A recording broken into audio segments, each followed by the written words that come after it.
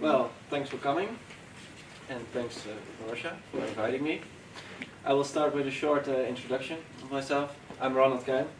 I'm an online marketer at eFocus, and I have 8 years experience in search. I shall tell you shortly where we as eFocus stand for. We're a full-service digital agency that wants to make a profound impact by creating digital products and services that work as good as they look. That's what we are about. We work in 20 teams in 4 offices. As you can see, on 4 places: Amsterdam, Utrecht, Amersfoort and Eindhoven, all located in the Netherlands. And we work for some beautiful brands. So, search engine optimization. I want to start today with a short introduction on SEO. Then I will continue with telling you something about the ranking factors and the latest SEO trends.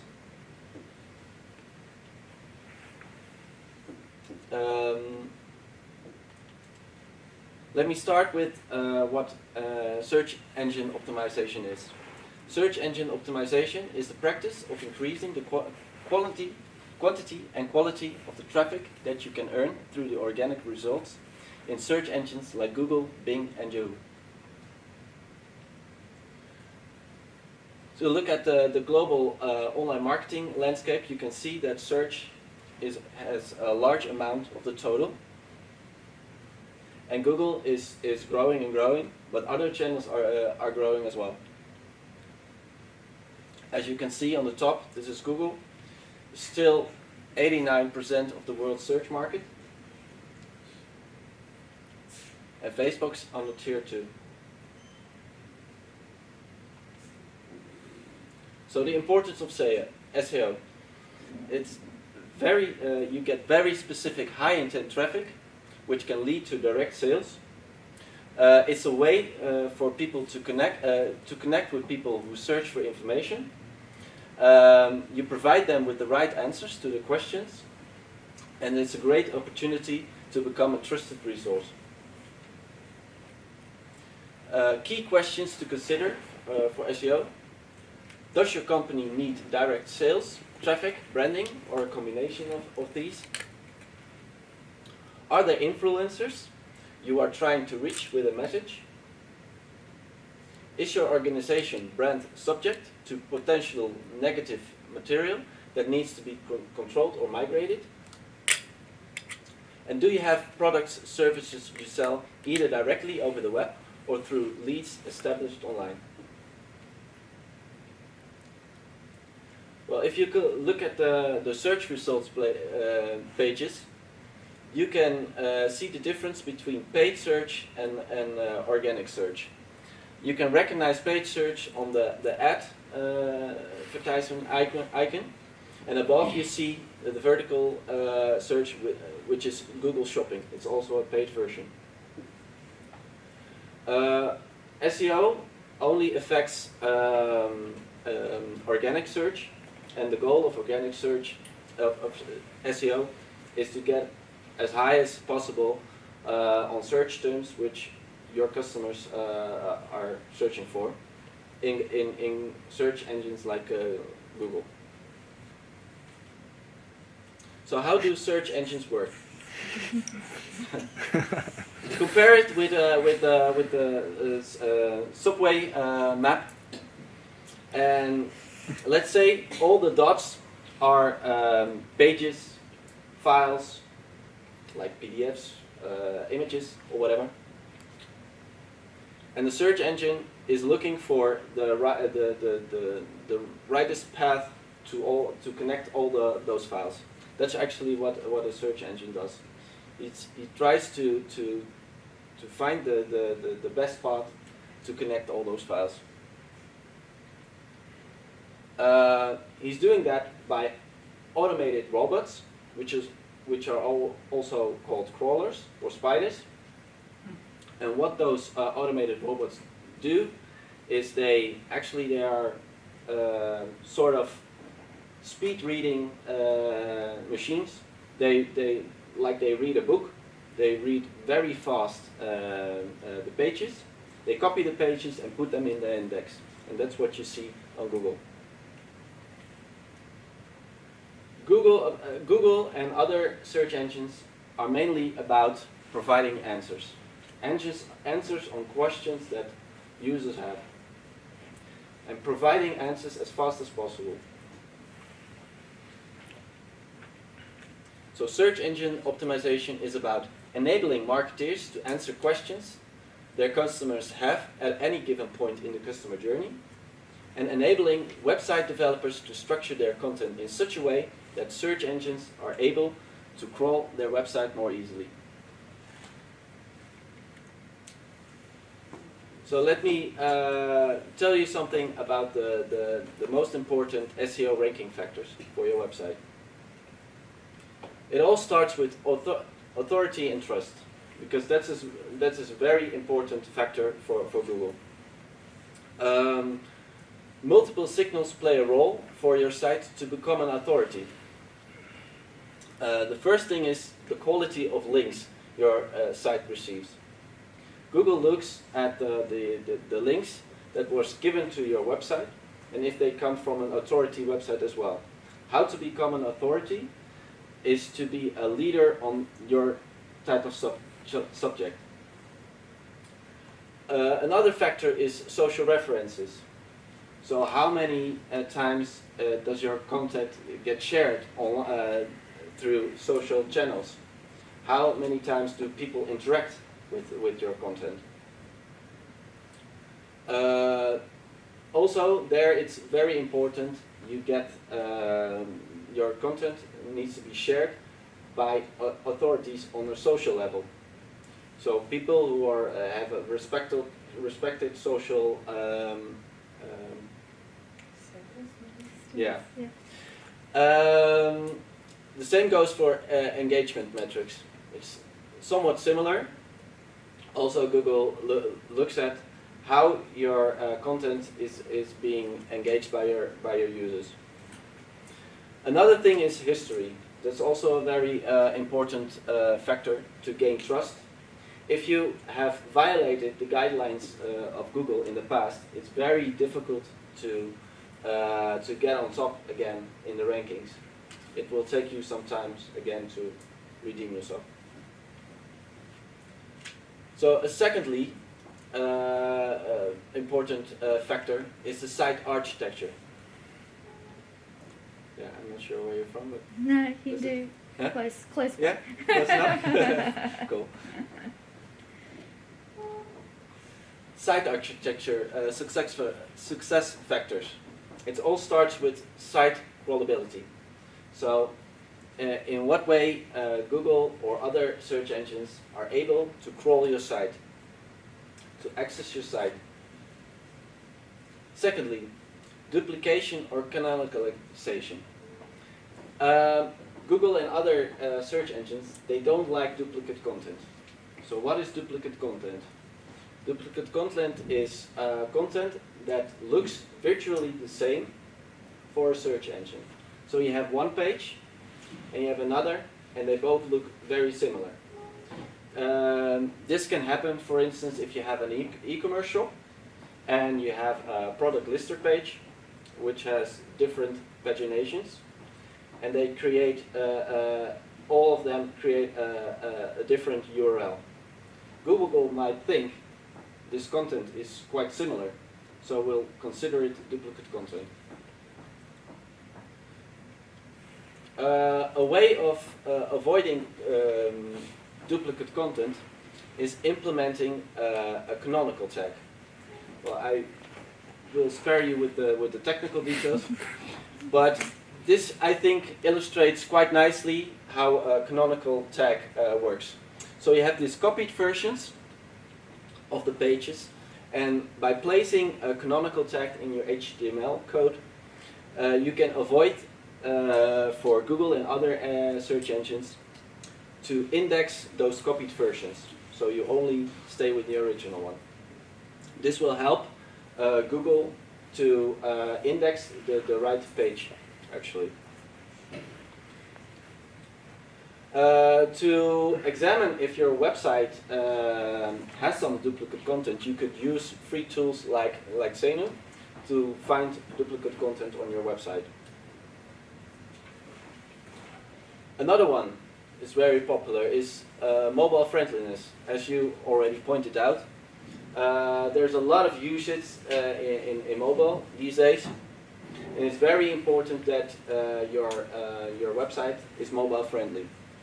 Well, an easy way to check this is by using Google's own tool, where you can test if your website is mobile friendly or not. Another one is site speed. We all are in a hurry. We would like to have our information as fast as possible. And Google agrees. Google wants to make the web as fast as possible. So therefore, site speed is a very important factor. A way to check this is by the page speed insights of Google.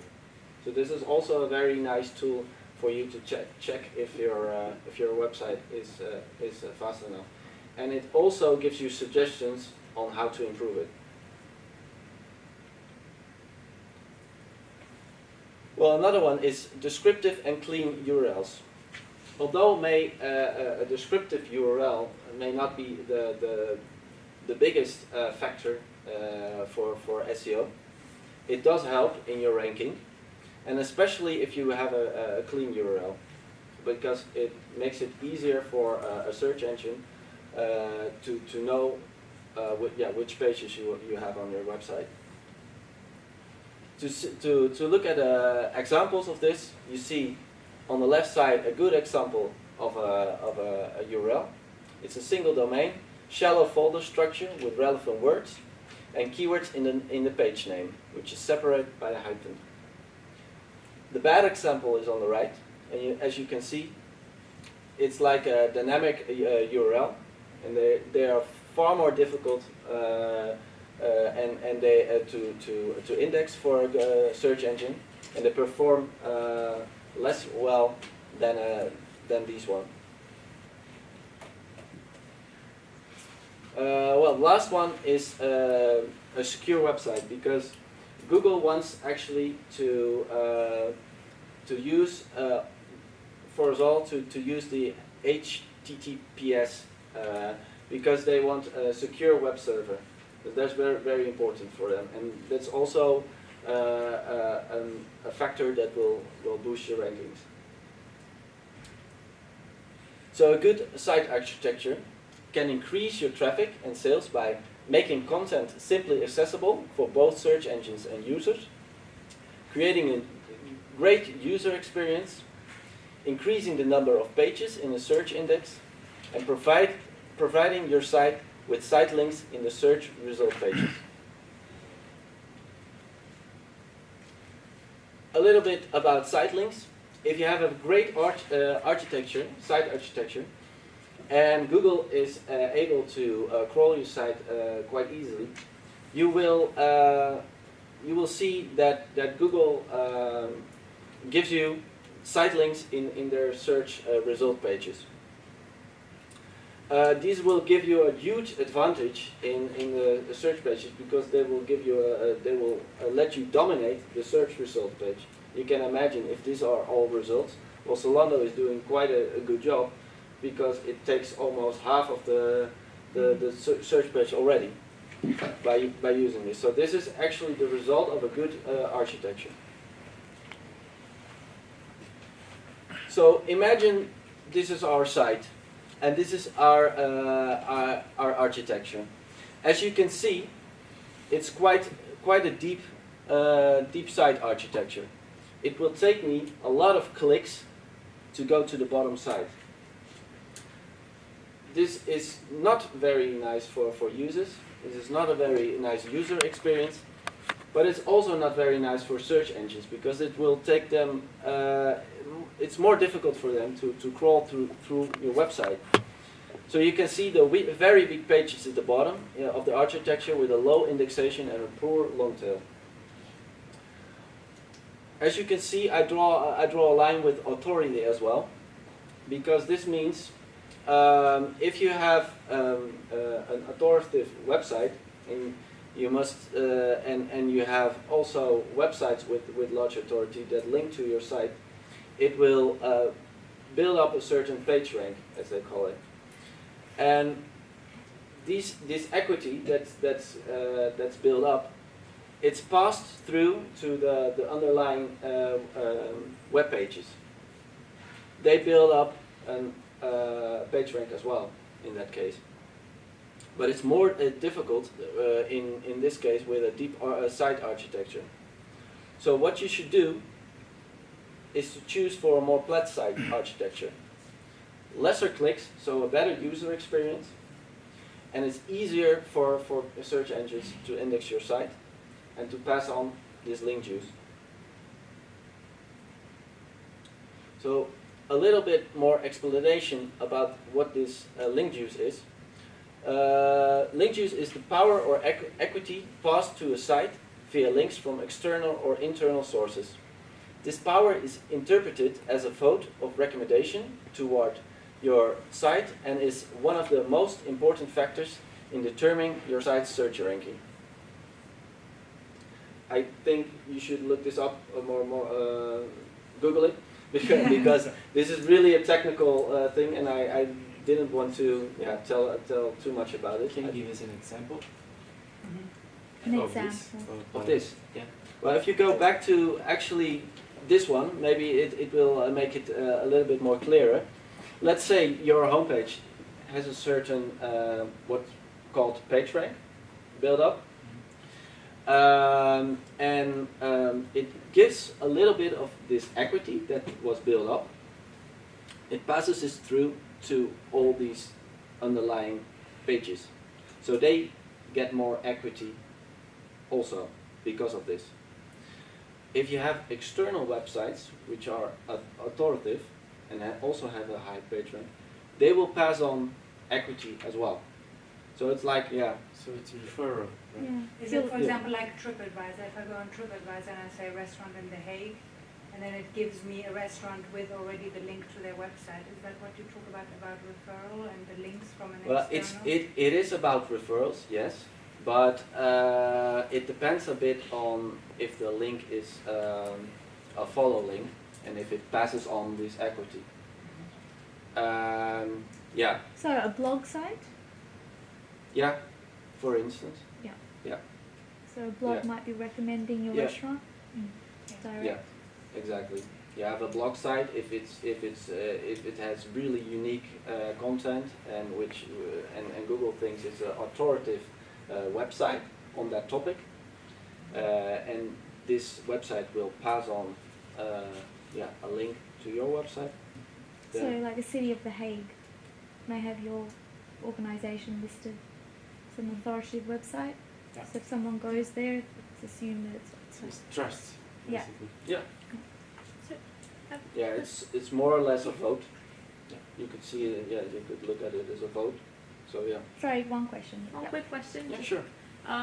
Is there a tool that we can use to find all the links to our website? Yeah, definitely. There's I used to use Yahoo Site Explorer, ironically, but they Okay. had a pretty decent tool that we used a lot for research at university. But now since it merged with Bing, it's unavailable. So I was wondering if there's a couple of tools that you can give us some examples of. Yeah, Open Site Explorer of Moz Okay. is a very nice tool to use, I think. Most tools I use are paid, obviously, Yeah. but Moz has a free version, so I would start with that. Okay. Yeah. Thanks.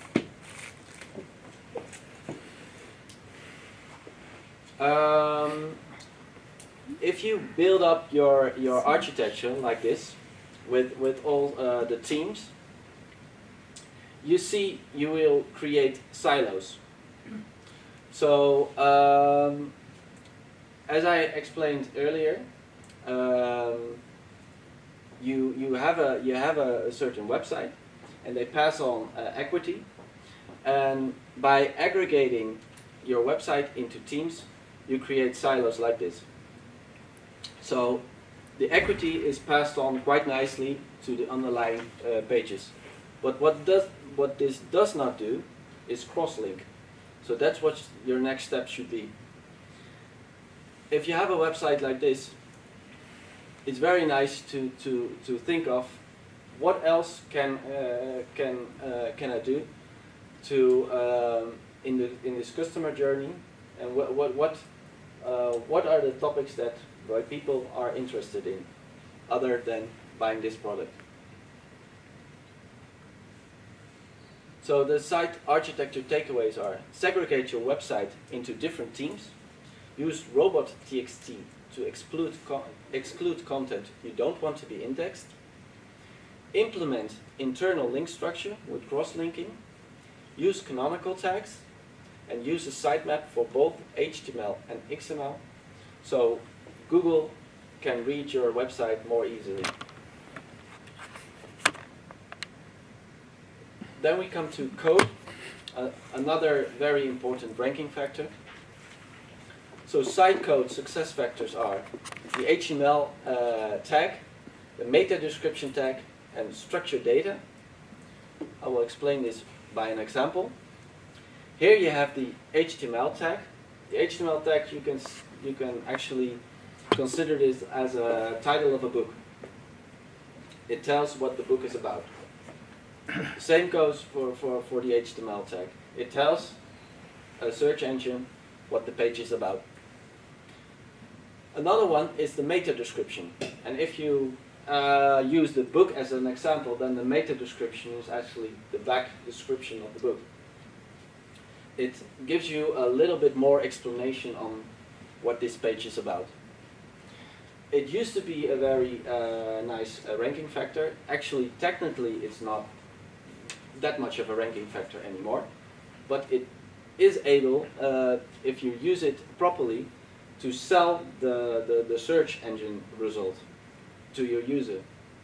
So, and in that way, it is a ranking factor, because the click-through rates and engagement are part of these the whole ranking factors that Google uses.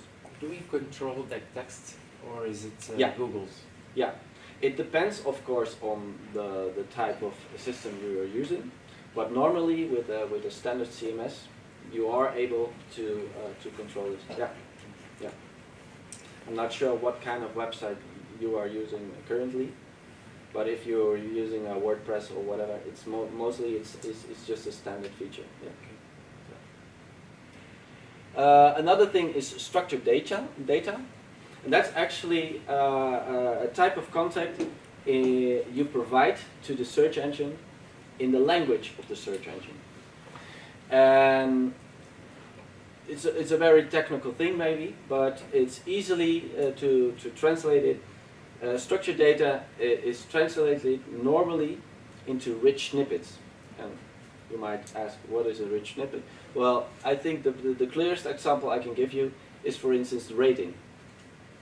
That's a piece of structured data you provide to the search engine, which the search engine can use in their search engine result page.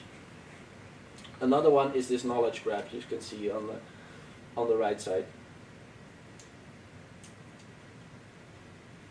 Then the fourth one is the header tag. What's the header tag? You probably know this. It's actually the title you give to the page. It's not the same as the page title tag. That's a different thing. But it's actually the title you give on the page itself. It gives structure to the page. And it shows the search engine which objects are most important of the page. This is very important to use also to place the essential keywords in these type of header tags. So if this is, for instance, in this example, it's about men's clothing, it's very wisely to use that type of keyword. So another thing is content. Content is actually one of the most important things of SEO. and especially the content quality. So you have to ask yourself, am I producing content of quality? Am I producing unique content? Shareable content? And another thing is keywords research, because you want to know how your client, customers are searching and which search terms they are using. A nice way to know how to which search terms they are using is by using Google's tooling for that. You can use the keyword tool of Google if you have a paid account for AdWords, or you could use Google Trends. Key factors in that is that you look for search volume, relevant, and the competition.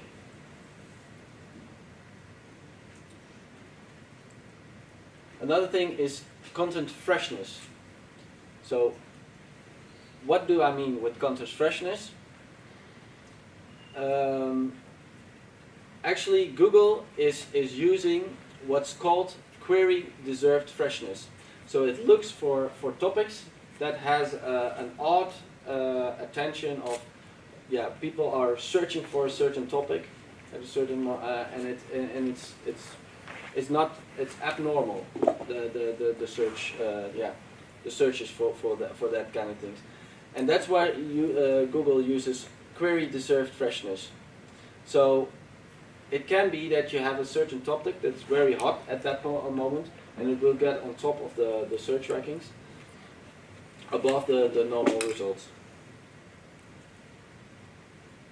Then we have vertical search. Vertical search, people nowadays would like to search in certain ways, that they only search for a certain topic. So they want to use actually search engines or whatever that mainly focus on a certain topic. For instance, a housing site where you can find all sorts of houses. That's a different thing, and Google knows this as well, so it anticipates on that quite well by these things. For instance, you're looking for a restaurant in Amsterdam, and nowadays you see all these kinds of vertical search options in your search results page, like these ones. Another example are images or videos.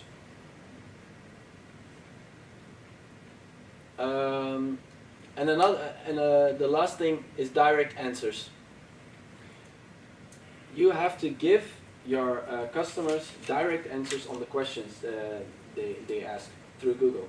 So it's very important that you align your content with the questions that your customers can ask. The first thing you should do when you roll out your content strategy for SEO is map out the customer journey. I use this example for eye surgery. As you can see, first it starts with the research of the eye problem, they compare options, look into the risks, look into the costs, and look into surgeons. So if you align these questions with each stage of the customer journey, you will get something like this. Blurry vision when reading, how to improve blurry vision, laser eye surgery risks, laser eye surgery costs, and laser eye surgery Amsterdam. So you can see you can create all sorts of content during the different stages of the customer journey. So good content always supplies a demand, is easily consumed and understood by users, is linkable, useful, unique, and of high quality, and logical, comprehensive, employing related keywords and phrases. So the content takeaways are: make your content to be the best online content for that subject. Design and formatting matters. Align each content type and purpose with your keyword planning. So the next thing is link building. Link building is actually acquiring links, inbound links from other websites. As I explained earlier, it's very important to gather links from authoritative websites, so your authority will increase as well. Search engines use links to discover new websites and to help determine how well a page should rank in their results. Good link building increases your chance to rank well, helps you to build long-term relationships with key influencers, can increase your traffic and sales too, and helps you build your brand, enables you to become an authority in your niche. Be like Phil. I think Oprah Winfrey is probably one of the most influential persons in the United States. So when she recommends a certain product, it becomes a success overnight. For instance, an unknown writer writes a book and she likes it very much, she recommends it, it becomes a bestseller overnight. She can do this with products, but she can also do this with people. Actually, she did it with Phil as well. Phil had a good story, but he didn't have an audience yet. Oprah Winfrey gave him this stage. It's actually the same thing with SEO and link building. If you have a website that's very influential and you link it to another website, the other website will become influential as well because you're passing on this equity I mentioned earlier. So the link building takeaways are: start creating truly valuable content that people find use or share worthy. Find influencers for your niche. Think about the type of website that already has an audience who may be interested in what you have to offer. Earn links simply through your day-to-day activities, speaking at events, being asked to contribute to interviews, etc. Don't just participate, but participate frequently. Followers can build up links for you as well. Social media is the key for that. But don't just post links, but start a conversation, a discussion.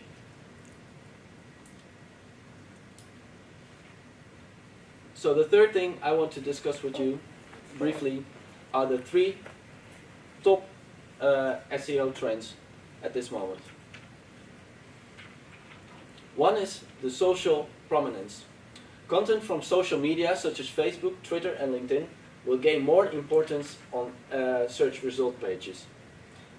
You can see in the industry that more and more online marketers are investing in social media. And this is the reason why.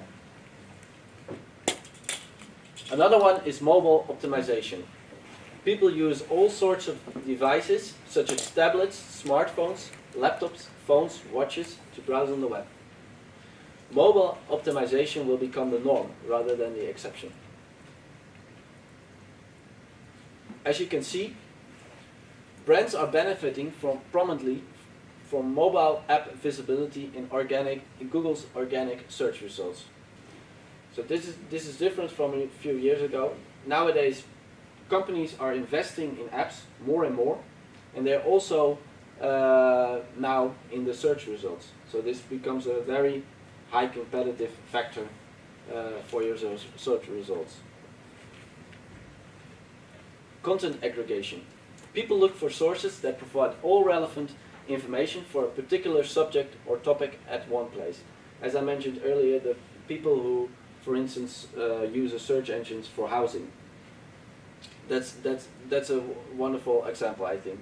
The other thing, knowledge graph, wiki, local maps, social media, news, images, and videos make for 85% of the Google search results. So you can imagine this search result page is filled with all these kind of graphs. So it's very important that you get active with the structured data part, so you can be in one of those items. As you can see, Google is testing as well with this. So Google is putting more and more answers at the top of the results to remove the need to click on a third-party site for information. So these are the last trends on SEO. Maybe you have some questions? At the beginning you mentioned the violation of basically Google terms in terms of, well, when I'm on the top of the ranking list and if I violate some terms and I'm going back, can you give an example of these violations? What does it mean? Well, if you do something that Google has some guidelines, and in the past we, for instance, let me give you a concrete example. Keywords are very important. We all know that. So, but if you put your content with all sorts of keywords, you spam your pages with too much keywords, Google will give you a penalty for that. That's an example. Or maybe you use all sorts of shady websites who link to your website. As you can imagine, you want to do something with link building. So you think, well, let me use all these shady websites and let them link to my site, because somebody told me links to my website is very important. Well, nowadays Google is really strong on that topic. So that can cause if you do that too often, that Google will penalize you and will remove you from the rankings, or at least place you back. So yeah. So if you do such a thing, then it's very difficult to actually redeem yourself and to get back on the top pages. Okay, so thank you very much. Yeah. How do you find one of these authority pages? Sorry? How do you find one of these authority pages? How we can identify them. Yeah. To identify them, you can use a different kind of tooling. Moz, as I mentioned earlier, is a very nice tool, I think, especially when you're not so well known with SEO. They have like this algorithm which calculates the authority per website. So that's a very nice start, I think.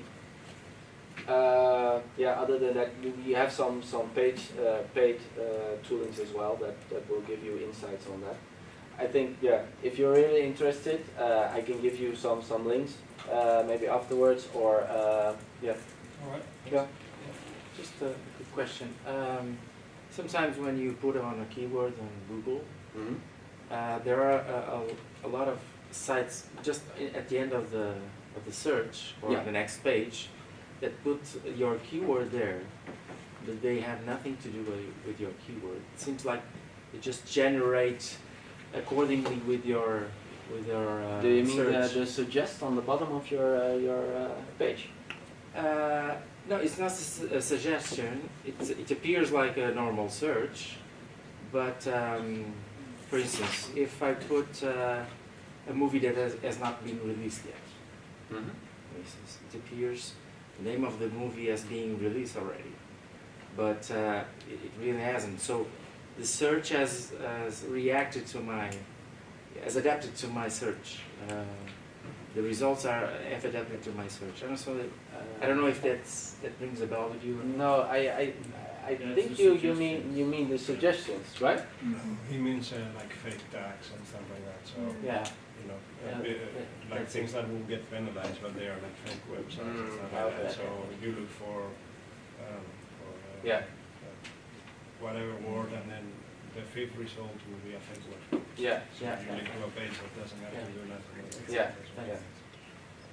Well, actually, that's something that Google is trying to figure out. There will always be results that sneak through, but okay. Yeah. So sorry, did you have one last question? Yeah, well, yeah, sure. Yeah. You said that redirecting, like duplicate websites get penalized. Does that include like redirection? So for example, if I have two different URLs for the same content, is that penalized also by Google? Or? If you have two URLs with the same content, but as long as you redirect them properly, there's no problem. So redirecting is okay, but putting the same content on two different servers will be penalized. No, yeah, penalized maybe is a strong word, but one of the others will be indexed and the other It will won't not. count over, Yeah, basically. yeah. So we'll. Oh. Sure. One last. What are the latest stats on how many results people check before they make a decision? Is this still like nobody goes past the first page, or has that changed it anyway? No, actually that hasn't changed much. Mm. Actually, between the if you look at the paid results compared to the organic results, Mm-hmm. I think almost 10% clicks through to the paid results and 90% to the organic results. So it's really a good investment to invest more time and resources on the organic, on the SEO. Are Yeah. paid results going up though? Because I remember some years ago nobody clicked on the paid results. Like it was like you didn't want to go Well, there, and now maybe. As you can see, Google is quite smart with all the structured data, and is also investing a lot in things like Google Shopping, etc., which also, yeah. I don't know if you mentioned it, but how important is the paid side of search, the SEO? You mean as a factor on SEO? Factored in the organic ranking? Well, yeah, I must say I can't really give you a definite answer on that because that's really speculative. Is it a factor? It is. It seems that it is a factor, yes, but I can't give you a definite answer on how it influences the organic search results. Okay. So we'll park the questions just for now because search is Yeah. such an interesting topic. So during the sessions, you'll be able to ask even specific questions. Shall we?